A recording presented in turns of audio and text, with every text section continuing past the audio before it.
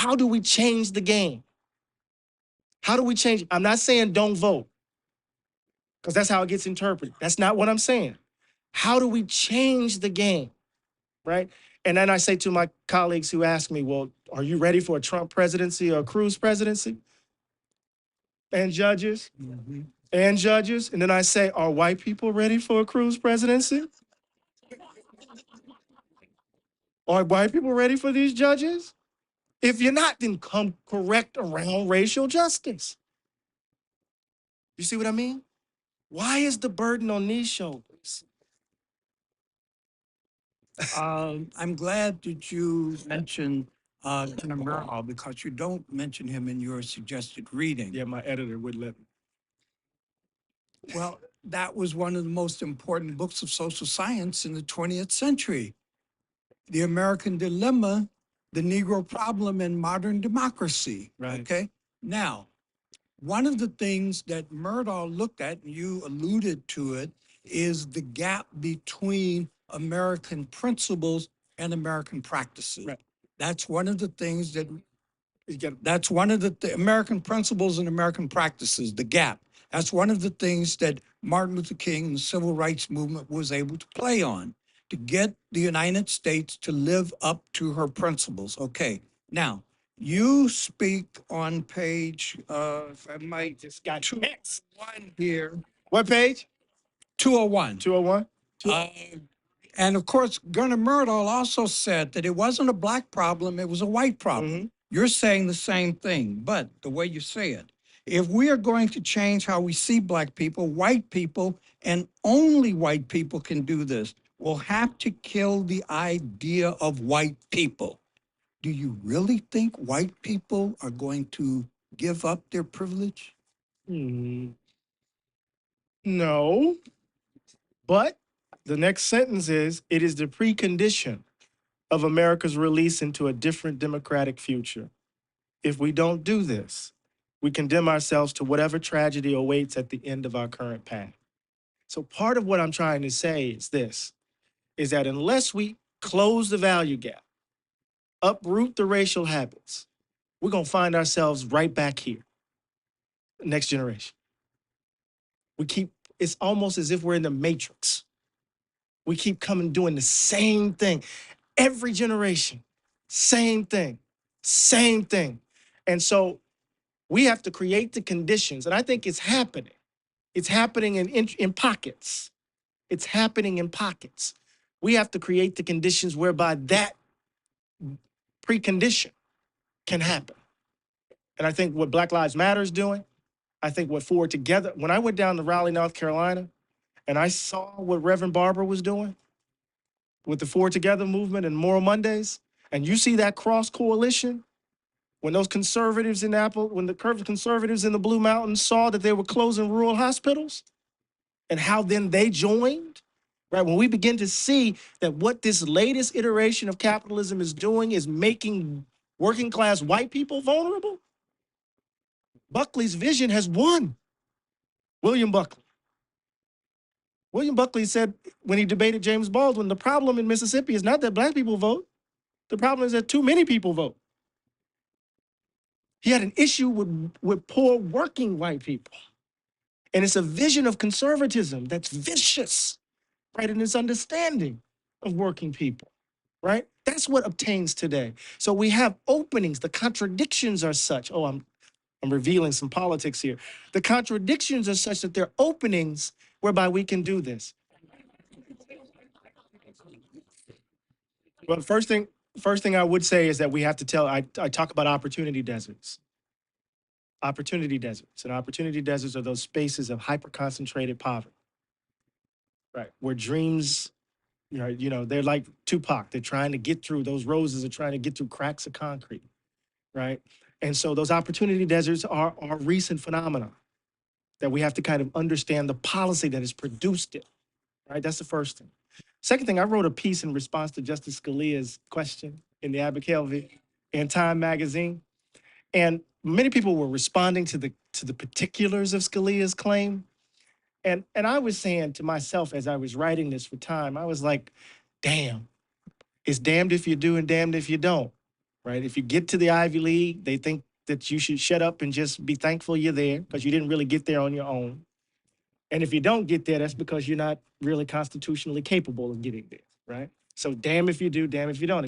And so I was trying to give my son advice, right? And I said, excellence is your armor. Excellence is your armor. To hell with Scalia. His world is dying, right? His world is dying. It's in the throes, right? So part of the advice that I would give is, right, and my son, he was a basketball player, Division I recruit, right? And he had two parents who chairs of African Americans. He didn't have a chance, but he was a B plus student. I mean, couldn't get him to make an A, straight A's for, I would even try to bribe the dude, and he wouldn't do it. But there was something about excellence that we were trying to instill in him. Don't you think, given that even post-Brown, what Brown versus Board did and all the activism, it still left the schools segregated in places like where I was born, South Carolina? And shouldn't we talk about getting resources? Shouldn't we return to or think about what Kwame Ture, what Stokely said when he said, we want a good school, not a white school?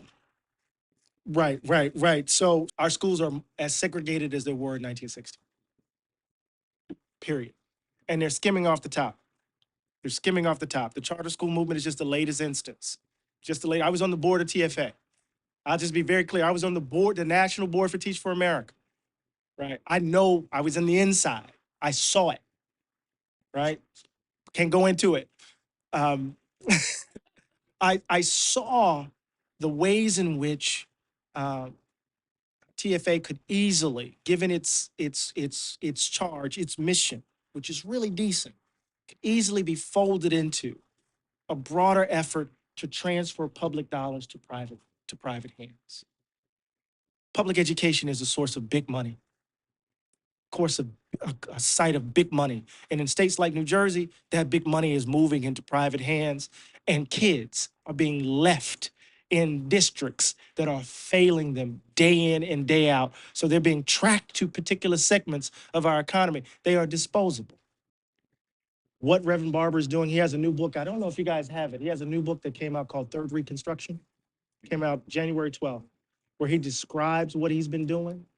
And what we see, right, is a narrative shift around the demand, because we change our view of government by changing our demand of government, what we ask, what we seek, what we expect. And they're doing it. So we have examples. So I don't have to come up with it. We have examples, and it's right here. So when I was watching the Democratic debate, I'm not a Sanders guy, but I was like, oh shit. Excuse my language. Right? He just called Goldman Sachs out like that. Wow. Right? And she got $600K a year for talking, right? And he's talking about, this is not really a difference of opinion. This is just a reflection of big money in politics. I mean, he was just saying, right? And part of what we see on the Republican side, part of what we see on the Democrat side, I just said Democrat, on the Democratic side, is that all of them want us to vote from a place of fear.